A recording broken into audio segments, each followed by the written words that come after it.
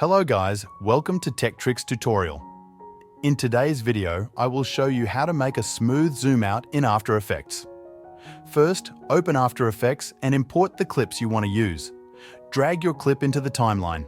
Next, go to the Effects and Presets panel and search for S-Blur Mo Curves.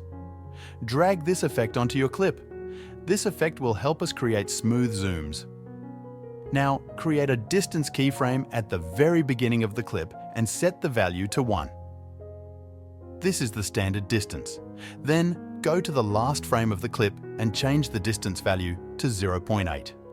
You should now see 2 keyframes on your clip. To make the animation smoother, select both keyframes, right-click, go to Keyframe Assistant, and choose Easy Ease.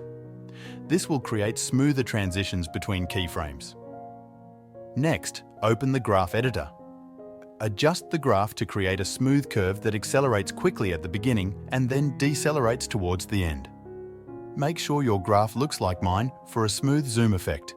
Now, to create a zoom out effect, move to the next clip. Add the same S-Blur Mo Curves effect. This time, create a keyframe at the beginning of the clip and set the distance value to 0.8 so it starts zoomed in. Then, go to the last frame and set the distance value to 1, making it zoom out.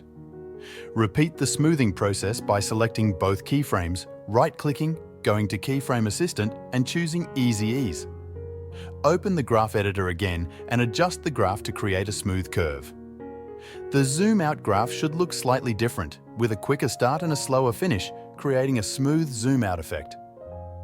Finally, preview your final product to ensure the smooth zoom effects look good.